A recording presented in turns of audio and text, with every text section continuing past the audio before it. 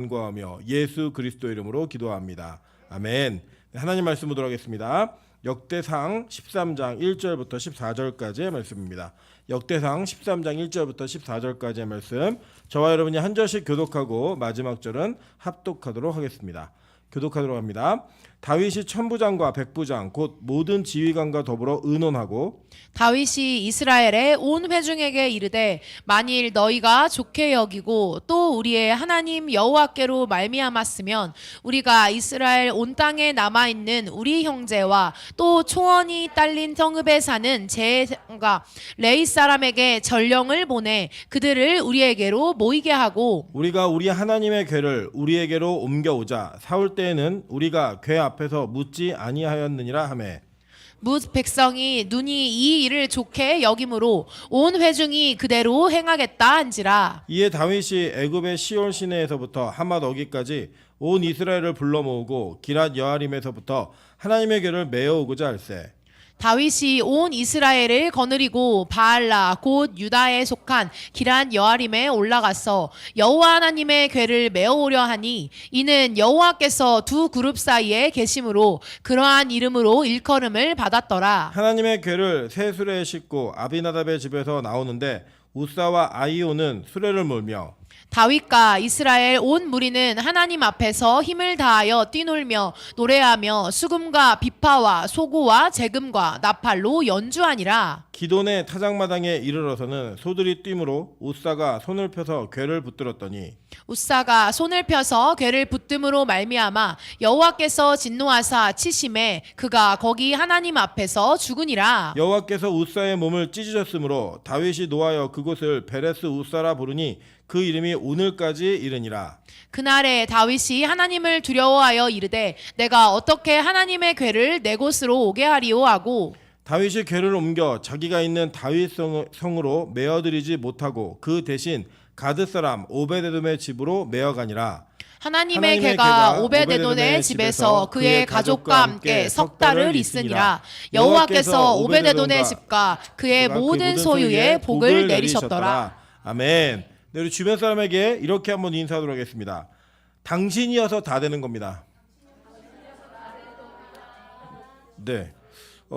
저희가 이제 6월 4일 날 놀러 가기로 했잖아요. 놀러 가기로 했는데 그 장소를 찾는 일이 상당히 힘들었습니다. 왜 힘들었냐면 이 거리도 좀 가까워야 되고 물도 있고 고기도 먹을 수 있고 쉴 수도 있는 방을 얻으려고 하니까 이게 정말로 좋은 데는 너무 비싸고 또 너무 좋은 데는 이미 예약이 다 꽉 차 있더라고요. 이거 여담이긴 한데 날짜를 저희가 잘 골랐습니다. 이번 연휴는 물폭탄입니다.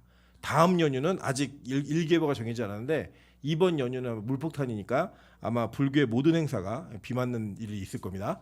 네. 어쨌든 그런데 저희가 고르는데 한 군데가 후보지가 있는데 뭔가 조건이 좀 안 맞는 거예요. 입실이 3시 그리고 퇴실이 아침 11시예요. 그러니까 이제 그게 참 애매하더라고요. 저희가 예배 끝나고 갈 시간이 애매해서 제가 이제 그 장소를 우리 송교 집사가 알아가지고 좀 협상을 해봐라. 일찍 들어갈 수 있게. 전화를 했다는 거예요. 전화했더니 그분이 이제 대답하시는 게 우리는 무조건 원칙대로 하니까 올라면 오고 말려면 말아라. 원칙을 깰 수 없다. 원칙대로 한다고 전화를 끊은 거예요. 아무리 생각을 해도 그 아저씨의 마음이 이해가 되는 거예요. 왜 이해가 되냐면 송교가 전화를 했으니까 그렇게 얘기할 수 있다. 그리고 이제 김민정 집사한테 똑같은 곳에 전화를 하라 그랬어요. 했더니 1시 반까지 오라는 거예요. 네, 그래서 네, 누구는 되고 누구는 안 되는데 여러분 요새 다시 한번 인사하겠습니다. 당신이니까 다 되는 겁니다. 네, 우리가 하나님 앞에서 여러분이니까 다 되는 은혜가 있기를 주님으로 축원합니다. 오늘 밤에 기도하러 오신 분들은 당신이니까 되는 겁니다. 네, 무조건 다 되는 역사가 있기를 주님으로 축원합니다. 네, 오늘은 역대상 13장 1절부터 14절까지 말씀을 가지고 복받은 사람의 선택이라는 제목으로 하나님 말씀 증거하도록 하겠습니다. 사실 여러분이 읽으신 오늘 이 본문은 사실 역대상의 스토리보다는 사무엘하 6장 1절부터 11절의 스토리를 더 많이 읽으셨고 더 많이 들으셨습니다. 그래서 실제로는 이 하나님의 궤를 옮기는 사건 자체는 여러분 모르시는 사건은 아니에요. 그래서 다 알고 계신 내용이지만 대부분이 알고 계신 그 내용들이 다윗에게 초점이 맞춰져 있고 또 특별히 사무엘하 6장 1절부터 11절까지의 스토리에 대부분 익숙하시기 때문에 오늘 읽으신 본문은 여러분이 읽었던 본문과는 몇 가지 좀 차이점이 있는 부분들을 발견하실 겁니다. 뭐 예를 들자면 사람의 이름이 좀 다르죠. 그죠? 예. 잘 모르시나요? 네, 잘 모르셔도 상관없습니다. 여기 보면은 그 7절에 보시면 아비나답의 집에서 나오는데 우사와 아히오는 이렇게 얘기하는데 이게 사무엘하에는 아효라고 이름이 되어 있습니다. 그리고 여기 뒤에 보시면 9절에 기돈의 타작마당 이렇게 얘기하는데 이 그 저기 사무엘하에는 나곤의 타작마당이라고 되어 있습니다. 이런 어떤 뭐 차이점이 있는 것들은 어떻게 받아들여야 되는가 오늘 뭐 그게 주제가 아니기 때문에 제가 그것을 뭐 집중적으로 얘기하진 않겠지만 어쨌든 이 사무엘상에 나와 있는 스토리 중에 역대상에 나와 있는 스토리와 사무엘하에 나와 있는 스토리가 조금 다른 부분이 상이한 부분이 있고 또 사무엘하에서 설명하지 않는 부분들의 몇 가지 내용들을 좀 설명하고 있다라는 거예요. 그 내용도 한번 좀 살펴보면서 오늘 이 장면 속에서 우리는 다윗에게만 해서 초점을 맞춰왔는데 다윗 말고 우린 그 다윗 옆에 있었던 다윗과 함께 있었기 때문에 복받은 사람들의 모습을 살펴보면서 그들이 어떤 선택을 하고 또 우리가 어떤 선택을 해야 될 것인가를 이 말씀을 통해 같이 은혜를 받고 그렇게 우리의 삶으로 옮겨지는 역사가 있기를 주님으로 축원합니다. 자, 먼저 보면 1절에 보니까 이렇게 얘기합니다. 다윗이 천부장과 백부장 곧 모든 지휘관과 더불어 의논하고 라고 이야기했어요. 그죠?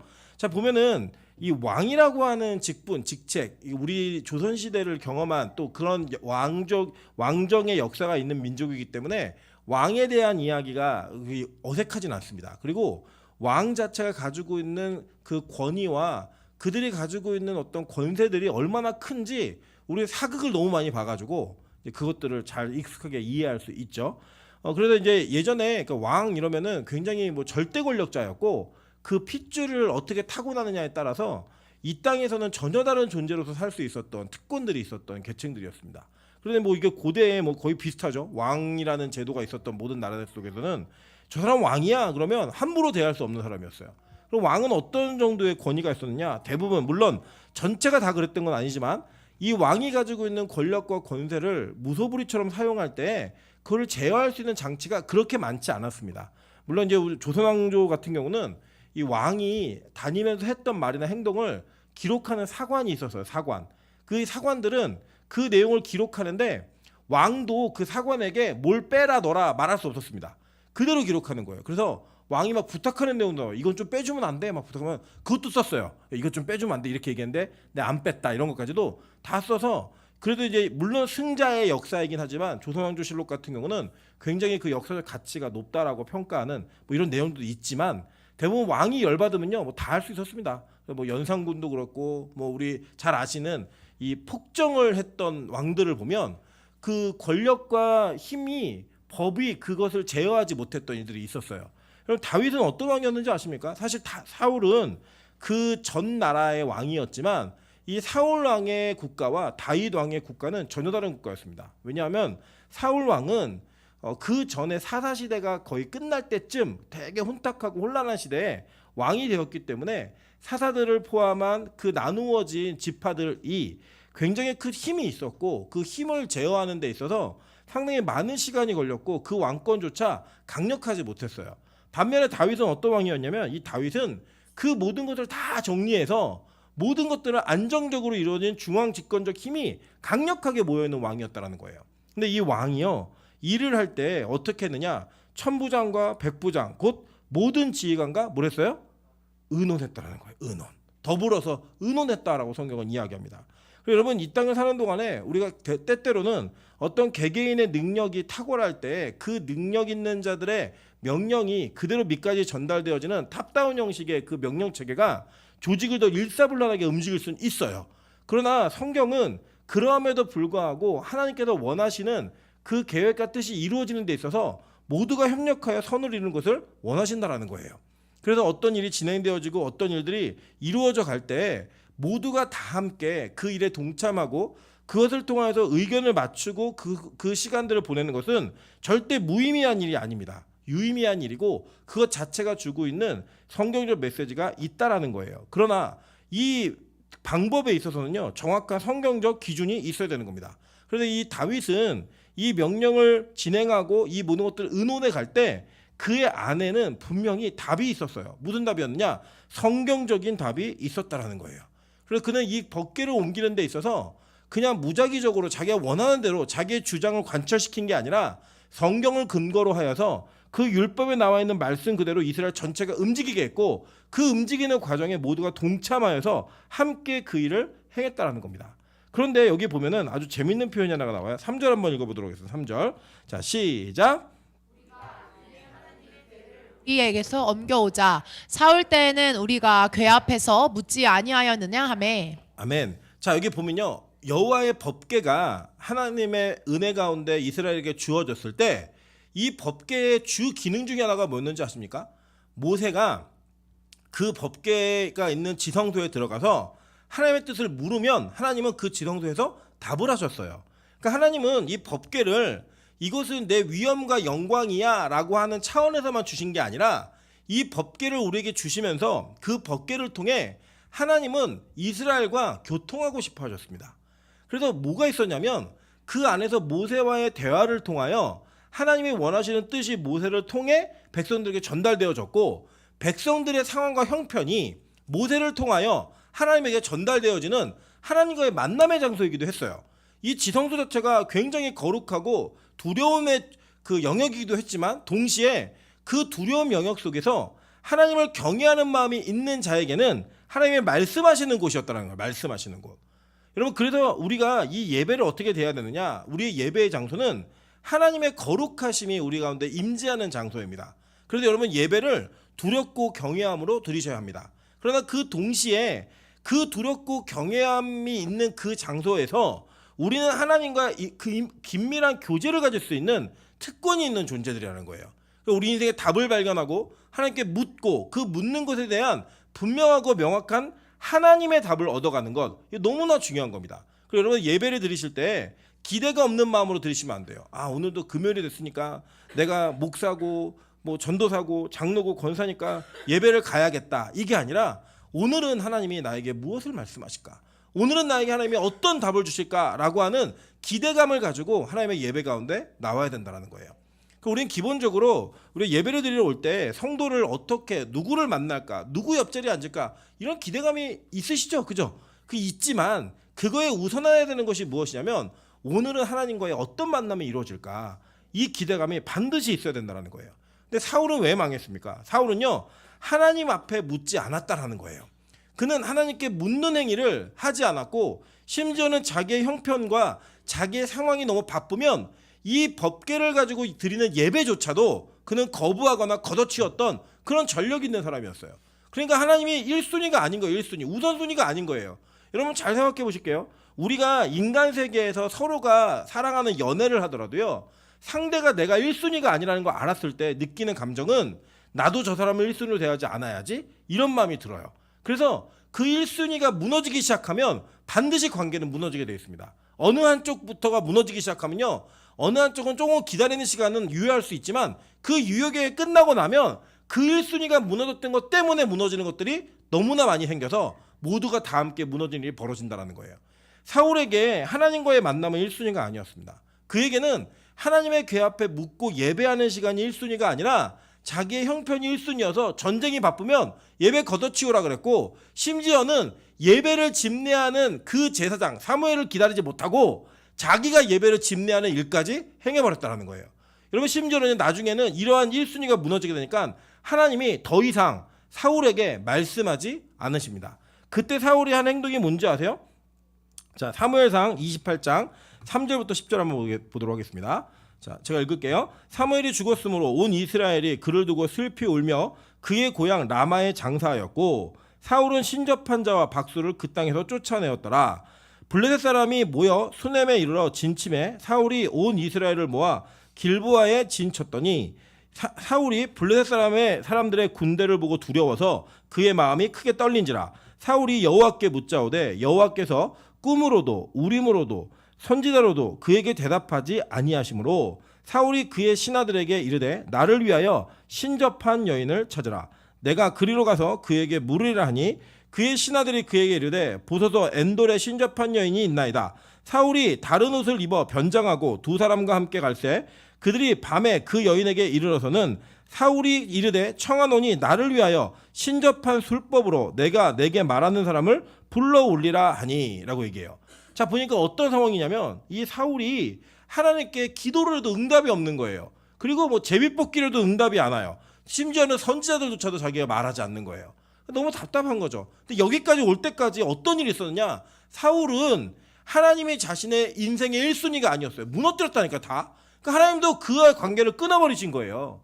그러니까 그가 정말로 은혜가 있을 때는 어땠냐면 사울이 신접한 자와 박수를 뭐 박수는 남자 무당 얘기하는 거예요. 다 몰아냈어요. 그 땅에서. 너희들 이 땅에서 절대 살 수 없어. 몰아내버렸습니다. 그랬던 사울이 자기가 궁급해지고 두려워지고 어려워지는데 하나님과의 관계가 무너져서 말씀하지 않으니까요. 그가 누구 찾느냐? 귀신 들린 여자를 찾는 거예요. 신접한 여인, 즉 우리로 얘기하면 무당을 찾아서 그 무당에게 묻는 거예요. 심지어는 이 무당에게 뭐라고 부탁을 하냐면 야 사무엘 좀 불러올려 얘기해가지고요. 마치 진짜 사무엘은 아닙니다. 나중에 이제 이 본문을 설명할 기회가 있을 거예요. 사무엘처럼 보이는 형상과 함께 대화를 나누면서 그가 가지고 있는 궁금한 내용들을 질문하더라는 거예요. 여러분 이게 실제로요 우리 가운데 있는 일이라는 거예요. 여러분 우리가요 하나님과의 관계가 올바르잖아요. 그럼 우리가 기도하고 말씀 들으면서 그 안에서 우리가 해결해야 될 답이 무엇인지를 찾아냅니다. 근데 하나님과의 관계가 멀어지고 말씀이 들리지 않고 기도가 되지 않잖아요. 그럼 우리 누구를 의지하냐면요 사람을 의지하기 시작하는 거예요. 여러분 이 땅에서 하나님보다 더 의지하는 건 다 우상입니다. 그러니까 뭐 그게 부모든 뭐 친구든 심지어는 목사든 전도사든 간에 하나님보다 더 의지하는 대상이 있으면 그 우상이에요 우상. 그래서 우리는 뭘 하느냐 자꾸 우리가 가지고 있는 어려움이나 궁금한 문제들을 그들과의 대화 속에서 해결하려 한다는 거예요. 여러분 참 이게 안타까운 일이 뭐냐면 이게 보통 우리 청소년 아이들이 고민을 어떻게 해결하느냐 누구와 상담하느냐 이렇게 물어보면 대부분 1순위가 친구예요 친구. 근데 여러분 친구라고 얘기하면 다 이런 거예요. 우리 옆 사람이 이렇게 하면 인사하겠습니다. 우리 둘이 비슷한 수준입니다. 우리도 비슷한 수준이에요. 그러니까 친구들은 어떤 수준이냐면 비슷한 수준이에요. 비슷한 수준. 여러분 되게 재밌는 일이 뭐냐면 오늘 이제 하늘문에 올라갈 사람 그 청년부 카톡방에 카톡이 하나 딱 떴어요. 근데 지난주 월요일 날 올라갈 사람들이 해놓은 거 그 뒤에다가 이주한 자매가 자기도 올라간다고 월요일 명단에다 자기 붙여놓은 거예요. 그러니까 이제 월요일 명단은 끝난 명단이잖아요. 이미 지나간 명단이니까 새로 올려야 되는데 그 뒤에다가 이주한 그리고 올라간다고 붙인 거예요. 그랬더니 그 뒤에서 이거는 월요일 명단이면 했는데 조금 있다가 김단비가 그 뒤에 또 올린 거예요. 그 명단에 똑같이 붙여가지고. 그래서 제가 그랬어요. 쟤네는 다 경계선이라고. 경계선이 뭐냐? 정상과 바보의 경계선 안에 딱 걸치고 있는 애들이에요. 비슷한 애들끼리 모인 거예요. 또 그걸 또 괜찮다고 얘기해주는 민정사님도 좀 경계선이에요 다. 우리에게 경계선은 세 경계선이 있습니다. 왜냐면 비슷한 수준이에요. 그래서 너무 감사해요. 왜냐? 너무 똑똑한 사람만 있는데 나만 바보 같으면 얼마나 견디기 힘들어요. 우리 옆사람 다시 한번 인사하겠습니다. 당신과 나랑 비슷한 수준입니다. 그래 행복한 거예요 이거는요 여러분. 행복한 수준이에요. 근데 문제는 뭐냐면요. 이 땅을 살아가면서 하나님께 물어야 될 것들을 사람에게 묻잖아요. 그럼 사람 수준의 답밖에 안 나오더라는 거예요. 그래서 여러분 우리 인간은 항상 자기 수준의 고민 상담을 하기를 좋아합니다. 왜냐하면 자기를 만족시킬 수 있기 때문이에요. 그래서 이 사울이 찾은 게 뭐냐면 귀신이라도 내가 찾아서 내가 원하는 답을 듣고 싶었던 거예요. 어떻게든 들어야겠다는 거예요. 여러분 때로는 하나님이 여러분에게 침묵하실 수 있어요. 근데 그 침묵이 하나님의 유기가 아니라면 그건 기다려야 됩니다. 우리가 수단과 방법을 다 해가지고 내가 원하는 답을 얻어내기 위해서 하나님 내가 원하는 답을 얻을 때까지 기도합니다. 이런 기도는요 잘못된 기도라니까요. 성경은 기도를 그런 식으로 사용하게 한 적이 한 번도 없어요. 기도는 오히려 하나님께서 뭐라고 말씀하시는가를 듣는 시간이에요. 내가 자신이 변하는 시간이라니까요. 여러분 여러분의 인생을 한번 돌이켜보세요. 여러분이 기도해서 변한 상황이 더 많으시던가요? 아니면 기도하다가 내가 변한 상황이 더 많으세요? 기도하다가 내가 변한 상황이 더 많아요. 내가 변하니까 이전에는 받아들이지 못하던 상황을 받아들이게 되는 거고 이전에는 문제가 되었던 상황이 문제가 안 되는 상황으로 바뀌어진 거예요. 실제로 우리 인생에 하나님께서 우리 인생을 변화시키려고 놓으신 장치들이 잘 변화되지 않아요. 그 상황이 잘 바뀌지 않아요. 왜냐? 하나님이 정확히 아시는 거예요. 이 장치 하나님이 놓으신 우리 인생의 장치가 변하면 내가 변한다는 걸 아세요. 나쁘게. 그래서 그거 잘 안 바꾸세요.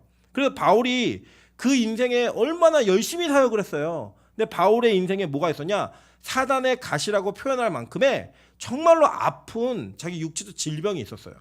고쳐달라고 3번이나 기도를 하는데 하나님 안 들어주셨습니다. 그리고 하나님 뭐라고 계시냐면 오히려 네 은혜가 내게 족하다라는 표현으로 하나님은 그의 인생에 그 사단의 가시가 계속 있어야 된다라고 말씀하시는 거예요. 왜요? 그래야지만 바울은 겸손할 수 있기 때문에, 그래야지만 바울은 쉴 수 있기 때문에 하나님의 그의 인생에 꼭 필요한 장치를 두신 거예요. 그랬더니 바울이 나중에는 그 사단의 가시를 자신의 약함을 자랑하면서 그 약함이 하나님의 강함이 되었다는 간증을 합니다. 여러분, 바울의 병이 나은 거예요? 바울이 바뀐 거예요? 바울이 바뀐 거예요. 여러분, 우리 인생에는요, 어떤 병이 고쳐지고 낫는 일들보다 그런 간증들이 더 많이 있다는 걸 아셔야 됩니다. 그 이상한 게 아니에요. 왜냐? 하나님이 그런 방식으로 우리를 다루시는 것을 더 선호하시기 때문에 어떤 상황이나 환경의 변화보다도 나의 변화가 더 많이 드러나더라는 거예요. 그래서 여러분, 기도는 하나님이 나에게 뭐라고 말씀하시는가를 듣는 시간입니다. 그 듣기 위해서 대화하는 시간인 거예요. 물론 하나님이 우리 사람끼리 이렇게 대화하듯 막 귀에 대고 얘기하지 않으세요. 물론 그런 경우도 있지만 대부분의 경우는 그렇게 말씀하지 않으시고요. 내 자신이 하나님께 아뢰는 시간을 통하여 내가 어떤 위치에 있고 하나님이 나를 어떻게 사랑하고 계신지를 느낌으로 말미암아 나의 기도의 내용들이 바뀌게 되어 있더라는 거예요. 그래서 원망하는 사람의 입에서 감사가 나오고, 불평하던 사람의 입에서 만족이라는 단어가 나오고, 슬퍼하던 자들의 입에서 행복이라는 단어가 나오는 그런 변화들이 있더라는 거예요. 그래서 우리는 하나님과의 대화를 멈추면 안 된다는 겁니다. 오늘 밤 저와 여러분이 왜 이렇게 나와 기도하느냐? 다른 거 아니에요. 하나님과 대화하고 싶어서. 여러분, 오늘도 이제 하늘문에 특별 집회가 있어서 또 오늘도 일찍 마치고 다 이렇게 올라가는 청년들이 있습니다. 이들이 특별한 집회는 왜 특별 집회인지 아세요? 하나님과 특별한 대화를 하는 시간인 거예요. 그래서 그 하나님 뭐라고 말씀하신 거 듣는 거예요. 그 들음을 통하여 내 자신이 순종하는 자리까지 가는 그 모습의 변화는 우리의 믿음의 변화이고 발전이라고 성경은 얘기하는 겁니다. 그런데 정말로 하나님께 떠난 자들은요, 하나님께 묻지 않아요. 기도하지 않습니다. 인생에 중차대한 문제가 있다 할지라도 그의 인생에 기도하는 시간이 점점 줄어들고 그의 인생에 기도의 삶이 점점 줄어들면 그냥 망하는 길로 가고 있는 거예요. 그래서 그런 자들에게는 뭐라고 얘기하냐면 빨리 돌아오라고 얘기해야 돼요. 빨리 돌아오라고 말해야 되고 하나님의 음성을 들으라고 이야기해야 된다는 거예요. 근데 이 다윗이 하나님의 궤를 옮기는 이유가 뭔지 아세요? 이제 하나님께 묻겠다라는 거예요. 여러분, 실제로 제가 아까 말씀드렸죠. 사울보다 다윗은 더 강력한 왕권을 가지고 있었다니까요. 그런데 그 강력한 왕권을 가지고 있는 자가 덜 강력하지 못한 왕권을 가지고 있는 자보다 하나님께 더 물어요. 여기 참 이해가 되지 않지 않습니까? 우리가 보면요, 정말로 능력 있고 힘 있는 목사님들은 더 기도 시간이 많아요. 제가 보면 오히려 기도 안 하시는 분들은 하나님께 잘 사용 안 받는 분들이 기도 더 안 하세요. 여러분, 그게 어떤 원리를 나타내느냐? 정말로 하나님이 맡기신 그리고 사용하시는 사람들은요, 더 하나님께 물어야 된다는 생각을 한다라는 거예요. 그래서 여러분, 기도하셔야 됩니다. 오늘 이번 어떤 이슈가 되는 교회들 보니까 그 교회 안에서 뭐 1000부장, 뭐 30부장, 50부장 이런 거 세워가지고요, 자꾸 리더에게 뭘 물어요. 그래서 집을 팔아야 되냐 안 팔아야 되냐 이런 거 묻고요, 뭐 이거 이번 계약을 해야 되냐 안 되냐 이런 거 묻고요. 그걸 묻는 거를 또 같은 뭐 그런 리더들이 하라고 해야지만 하지, 뭐 하지 말라고 얘기하면 자기 집인데 팔지도 못하고 계약서에 사인을 못하고 앉아 있어요. 여러분, 그게 믿음인 줄 아십니까? 그게 순종인 줄 아십니까? 아니에요.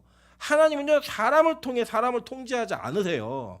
하나님께서 우리 모두가 다 죄인이고요, 우리 모두가 다 하나님의 뜻을 묻는 사람들이에요. 묻는 사람들. 여러분, 그래서 우리는 모든 것을 다 답할 수 없는 존재들입니다. 하나님께 물어야 되는 존재들인 거예요. 물어야 되는 존재들. 예를 들면 이런 거예요, 여러분. 여러분이 예를 들어 성경에 있는 이야기 중에 이건 무슨 내용이에요? 이렇게 물으시면 제가 답을 할 수 있어요. 그럼 왜 답을 못하겠어요? 성경에 쓰여있는 내용이고 저 이걸로 밥 먹고 사는 사람인데 이거 왜 못하겠어요? 말해드릴 수 있죠. 근데 여러분이 하나님 뜻이 뭐예요? 라고 물으면 저는 명쾌하게 답할 수 없습니다. 제가 몰라요. 기도해야 알죠. 기도해 알려주시는 거죠. 물론 그것을 기도하는 가운데 답을 얻어가는 그런 은혜도 있겠지만 목사라고 다 믿지 마시라는 거예요. 그냥 자연적 목사는 여러분과 똑같아요. 그냥 같이 기도해야만 뜻을 알 수 있고 같이 엎드려야지만 하나님의 은혜를 구할 수 있는 자라는 거예요. 여러분, 그런 어떤 사람에게 의지하는 행위들을 버리셔야 됩니다. 왜냐? 그게 왜 뭘 증명하는 거냐면 하나님과의 대화가 안 되니까 사람을 찾는 거예요. 하나님과의 대화가 온전하게 이루어지지 못하니까 자꾸 사람을 찾는 거예요. 그래서 그 사람을 찾는 행위 속에 담겨진 내용은 뭔지 아십니까? 내가 원하는 답을 얻고자 하는 거예요. 내가 원하는 답을 얻고자 합니다. 그리고 여러분, 저는 이게 묻는, 예를 들면 저 청년생활 많이 할 때 되게 많이 물어봤어요. 이 남자가 맞아요? 이 여자가 맞아요? 그 뭐 이런 일이 있는데 헤어져야 돼요? 더 만나야 돼요? 막 물어보면요. 저 답 안 해요. 왜 답 안 하는 줄 아십니까? 그때 헤어지라 그러면요. 나중에 다시 만나면 욕해요. 목사님이 우리 헤어지라 그랬다고. 예. 그 다시 만나라 그러면 뭐 만났다가 또 안 되면 또 욕해요. 목사님 때문에 인생에 낭비했다고. 막 그런 얘기도 하더라고요. 여러분 인생에 답이 어디 있어요? 이럴 수도 있고 저럴 수도 있고 우린 몰라요. 우리 권사님들 태어날 때부터 지금 남편하고 결혼할 줄 아셨어요? 모르셨죠? 이 남자인 줄 알고 만났다가 헤어지기도 하고 이 여자인 줄 알았는데 아니어서 또 헤어지기도 하다가 어느 날 저 남자는 절대 아니야. 그런데 만났잖아요. 그래서 사는 분도 계시고 인생에 다 그런 거예요. 하나님 뜻은 우리가 알 수 없는 신비로 가득 차 있어요. 그래서 절대로 우리가 주님 앞에 묻지 않으면 하나님의 인도하심을 받을 수가 없다고요. 제가 말씀드리는 의도는 너무 많은 신비가 있기 때문에 주님 앞에 묻지 않으면 알 수 없어요. 그래서 기도하는 거예요. 그래서 기도를 해야 되는 거고 그 기도를 통하여 하나님의 음성을 듣는 그 훈련들을 해나가야 되는 일들이 있어야 되는 겁니다. 다윗은 법궤를 장식품으로 놓지 않았어요. 다윗은 내가 얼마나 권위 있는 왕인지 이걸 위해 놓지 않았어요. 다윗은 오히려 자신이 얼마나 하나님과 교제하고 싶은지를 표현한 거예요. 하나님 나 하나님께 묻고 싶고요. 그 대답하시는 대로 이 나라를 통치하고 싶습니다. 이 나라의 진정한 통치자는 하나님이십니다. 이걸 말하고 싶었던 거라고요. 그래서 그 법궤를 가져오고자 했던 거예요. 근데 그 가져오는 과정 속에 몇 가지 문제가 일어났어요. 이 그 법궤가 기란 여아림에 있었잖아요. 근데 나오다가 이제 사무엘 하로 이야기하면 우사하고 아효가 이 모든 것을 이게 원래는 다윗이 율법대로 법궤를 메어가려고 다 내려갔어요. 그런데 누가 이겼냐면 이 우사하고 아유가 이긴 거예요. 왜냐? 기란 여아림에 이 아비나답의 집에 이 법궤가 오랫동안 머물러 있었거든요. 그러니까 이 머물러 있었던 자들이 우리가 더 잘한다는 거예요. 법궤 계속 있었으니까. 그러니까 이거 어떻게 하느냐? 소들이 끌고 가는 수레에다가 싣고 가겠다는 거예요. 근데 이걸 누가 못 이겼냐면 다윗이 못 이긴 거예요. 여러분 그래서요. 잘못된 전통은요. 바꿔야 됩니다. 뭐냐면 성경적이지 않은 전통적 마인드들이 있는 이런 모습이 우리 안에 있어요. 분명히 있습니다. 뭐 예를 들면 저는 개인적으로 이 한국 교회에 왜 하나님께서 장로교라는 교회를 크게 만드셨는가 이건 저는 의미가 있다고 생각을 해요. 근데 이 장로교 제도는 사실은 이게 누가 만든 거냐면 칼빈이 만든 게 아니라 이 존 낙스가 만든 겁니다. 존 낙스가 만들었는데 전 세계에 장로교가 제일 큰 나라는 대한민국 유일해요. 이유가 뭐냐면 이 대한민국은 이제 장로교라는 시스템이 너무 잘 맞는 거예요. 왜 맞느냐? 선교사님들이 이 장로교를 가지고 이 땅에 들어왔을 때 우리 한국 사회가 가부장적 그 사회였어요. 그래서 교회 안에 어른이 있고 그 어른에게 뭔가를 묻고 그 어른들이 결정하는 걸 따라가는 그 시스템이 너무나 교회하고 잘 맞았던 거예요. 그래서 이 전통은 하나님이 한국에만 허락하신 특별한 은총이에요. 장로교는 한국에만 제일 커요. 한국만. 그러니까 미국 전체 장로교회는 모아도 한국 장로교회 못 이겨요. 그 많은 인구가 있어도. 그런데 이 장로교가 어떤 시간이 흐르면서 이 장로, 권사, 목사라는 직분이 계급이 되어버렸어요. 이게 정말 잘못된 겁니다. 하나님의 은혜가 얼마나 큰지를 자랑하고 내가 얼마나 하나님을 열심히 섬길 수 있는 은혜를 가질 수 있는지에 대한 표현으로서 여러분 직분이 주어진 건데 그 직분을 마치 이렇게 승급하듯이 내가 이제 여기까지 올라갔다 이런 거. 여러분 아까도 이제 얘기하다 보니까 전도사가 얼마나 생각해 보면은 이게 어이가 없는 이야기냐면 어느 날까지 그냥 교회 교사였다가 청년이었다가 신학교를 가는 순간 전도사가 되는 거예요. 우리 민하영 전도사님이 그러더라고요. 자기 우리 교회 3년 차래요. 벌써 3년 차야? 그랬더니 1년은 평신도로 다녔고 갑자기 전도사가 돼갖고 1년 반이 된 거예요. 횟수로는 3년 차인 거예요. 그러니까 이게 인생에 어느 순간 신학교를 갔는데 그 전날에는 아영아 이거였는데 갑자기 아영 전도사 이게 바뀐 거예요. 우리 그게 그렇게 변화되는 거예요. 우리 권사님들도 마찬가지 아니세요? 그냥 성도였다가 어느 날 집사가 되고 집사였다가 권사 직분이 여러분에게 주어져서 권사가 되면 호칭이 달라지고 교회 안에서 위치가 달라져요. 여러분 근데 그게 얼마나 주님을 더 섬길 수 있는가의 모습인 거지 우리가 얼마나 높은 자리를 차지하게 되었는가가 아니라고요. 그런데 그것을 주장하고 그것을 이야기하시는 분들이 성경보다 본인들이 더 높은 줄 알아요. 여러분 성경은 우리 어떤 사람도 그 성경 위에 앉을 수가 없어요. 기독교는 그래요. 개신교는 그걸 철저히 지키고 있는 하나님께서 주신 하나님의 공동체입니다. 목사조차도 성경에 위배되는 말을 할 수가 없어요. 근데 뭐 관례상, 모상 전혀 그런 거 얘기하지 마세요. 앞으로 빛과 소금은요 무엇을 이야기할 때 이게 성경적으로 맞지 않으면 저 싸울 겁니다. 이게 여러분과 뭐 싸운다 이런 표현이 나쁜 표현에서가 아니라 이 교회가 말씀으로만 세워지는 교회가 되기를 원하기 때문이에요. 그래서 그렇게 세워져가는 일들을 해야 되는데 다윗은 말씀의 기준이 뭔지 알았어요. 그런데 이 우사하고 아유는 자신 아비나답과 함께 그 집에서 오랫동안 이 법궤를 관리하다 보니까 그 관리했던 것에 대한 권위가 생겨버린 거예요. 그래서 결국에는 이걸 메고 가야 되느냐, 이걸 수레에 실어 가야 되느냐 막 싸우다가 누가 이긴 거예요? 우사하고 아유가 이긴 거예요. 권위가 이겨버린 거예요. 성경 말씀이 이긴 게 아니라. 그럴 때 어떤 일이 벌어져요? 이것을 주장했던 우사가 하나님께 찢김을 받습니다. 죽어요 그냥. 소가 막 날뛰어가지고 법궤 떨어지니까 법궤를 손을 잡았는데 이 우사는 베냐민 지파 사람이거든요. 절대 손대면 안 돼요. 근데 죽었어요. 그래갖고 이 법궤가 이곳에서부터 이 멈춤을 통하여 이 다윗이 너무 화가 나가지고 너무 속상해가지고 거기를 베레스 우사라고 했는데 이 베레스 우사라는 뜻이 뭐냐면 우사를 하나님이 치셨다예요. 하나님이 우사를 쳤다. 동네 이름이 여기서 누구 맞았어 이렇게 얘기하는 거예요.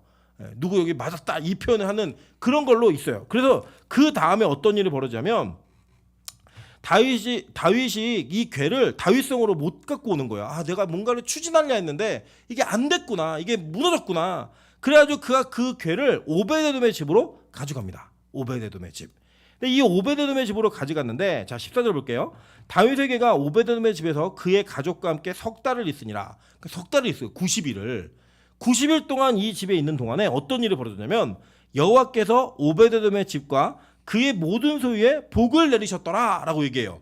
자, 우리 너무 여러분이 좋아하는 단어가 나왔죠? 무슨 단어예요? 복, 그죠? 복이 나왔어요. 복. 자, 이 복이 뭔가 성경이 좀 구체적으로 써놨으면 좋겠는데 구체적으로 써놓지는 않은 것 같아요. 자, 볼게요 한번. 사무엘하 6장 11절에도 동일하게 얘기합니다. 여호와의 궤가 가드 사람 오베데돔의 집에 석 달을 있었는데 여호와께서 오베데돔과 그의 온 집에 복을 주시니라라고 이야기해요. 여러분 이 복은 무조건 받으셔야 돼요. 우리 옆 사람에게 인사하겠습니다. 복은 무조건 받고 봐야 됩니다. 예, 무조건 받고 봐야 돼요. 이제 뭔진 모르지만 그러니까 받고 봐야 돼요. 근데 이 뭔지 모르는 것 같은 이 복이 사실은 실제로 어떤 복으로 나타나느냐 성경은 이제 힌트는 주고 있어요. 이제 제가 간제는 안 올렸는데 역대상 26장 4절과 8절 볼게요. 역대상 26장 4절과 8절 보겠습니다. 이 26장은 성전 문지기들의 목록을 쭉 지고 있는 거예요. 근데 4절에 보니까 오베데돔의 아들들은 맏아들 스마야와 둘째 여호사밧과 셋째 요아와 넷째 사갈과 다섯째 느다넬과 5절도 볼게요. 5절도 여섯째 암미엘과 일곱째 이사갈과 여덟째 부올레데이니 이는 하나님이 오베데돔에게 복을 주셨습니다 라고 얘기해요. 이 복이 뭐냐면 다산의 복을 주신 거예요. 다산의 복. 몇 명이에요? 아들만 8명. 예. 어마어마하죠. 예. 제가 이게 뭐 비하인드 스토리도 아니지만 우리 그 처음에 이 교회 부임해갖고 3개월째인가 4개월째인가 제가 명수랑 희원 집사 결혼하기 전에 둘이 처녀총각일 때 저 응접실에서 아직 그 리모델링 하기 전이에요. 대화 나오다가 희원 집사가 펑펑 울었어요. 왜 울었냐면 사람들이 자기의 꿈을 너무 무시한다는 거예요. 네 꿈이 뭔데? 그랬더니 아이를 10명 낳는 게 꿈이래요. 근데 그 얘기를 하면 다 어른들이 네가 뭘 몰라서 그러지 뭐 막 이렇게 막 얘기를 하니까 너무 속상해가지고 막 펑펑 우는 거예요. 그 제가 다 일단 달게 해주고 나오면서 근데 희원아 나봐 나면은 그렇게 말 못해. 그랬더니 요새는요 2명까지는 낳겠대요. 예, 더는 못 낳겠대요. 사람은 이제 자기가 해봐야 알아요. 해봐야. 이 8명이 아들이 있었으면 얼마나 힘들었겠어요. 근데 이게 석 달 만에 낳는 애들은 아니에요. 근데 이 8절에 보면 이들에게 어떤 복을 주셨는지 성경은 이야기하고 있어요. 한번 8절 볼게요. 자 읽겠습니다. 시작.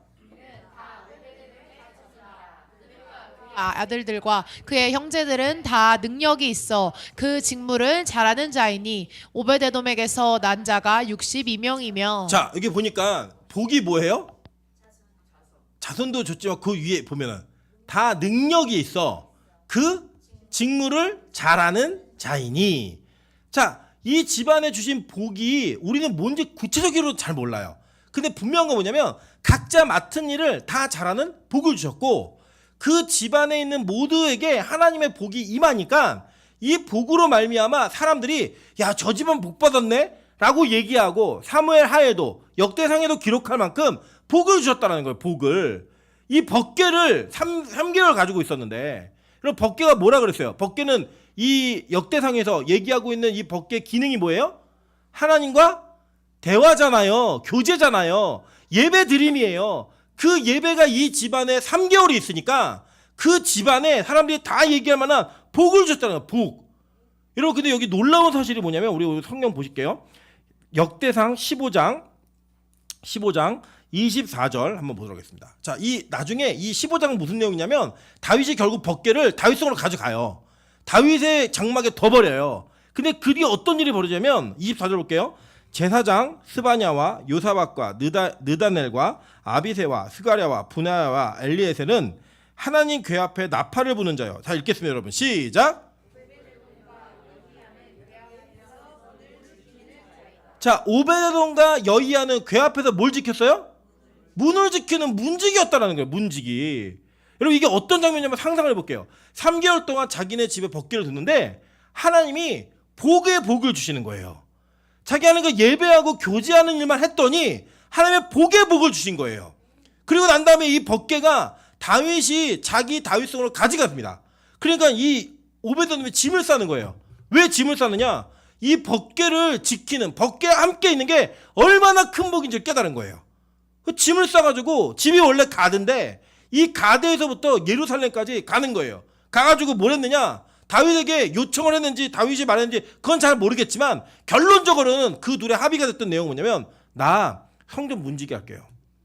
나 이 다윗의 장막에 문지기 할 테니까 나 문지기 좀 시켜주세요. 그래, 너는 문지기 할 자격이 있지.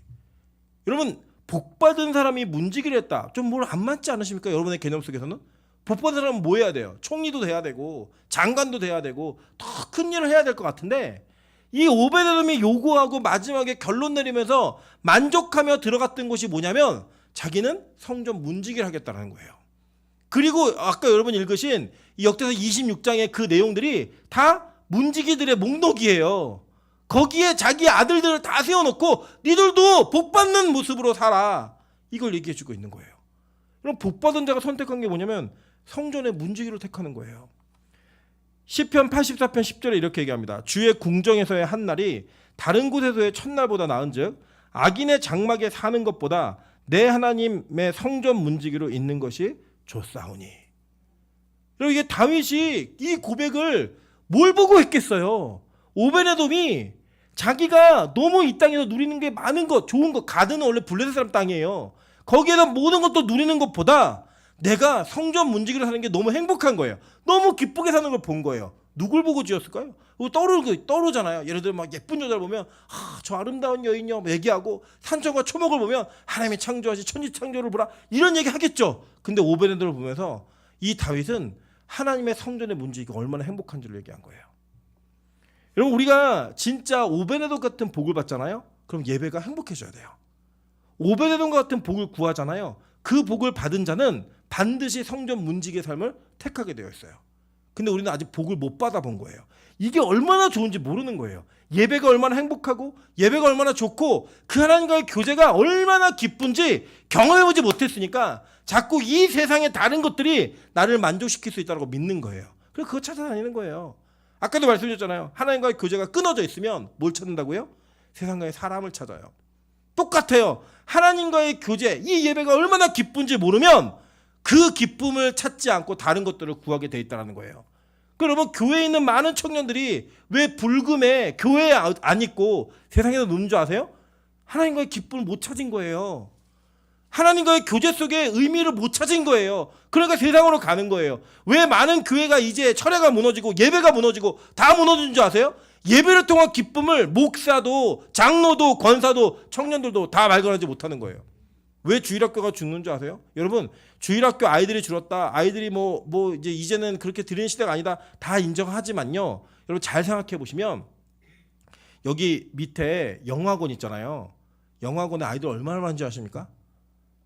얼마나 많은 줄 아세요? 얘네가 여기에는 가치를 느끼는 거예요. 부모가 그 가치를 느끼는 거예요. 기독교 부모들이 왜 아이들을 예배 가운데 데려오지 않을까요? 부모가 벌써 그 예배의 가치를 못 찾으니까 아이들 데려오지 않는 거예요. 여러분, 그런 의미에서 저는 빛과 소금 교회에 소망이 있다고 생각합니다. 저는 그냥 오늘도 저희 아들이 여기 와갖고 5시간 낮잠을 잤거든요. 예, 이제 예배 시작하니까 일어나갖고 놀고 있어요. 예. 저 아이의 기쁨은 뭔지 잘 모르겠어요.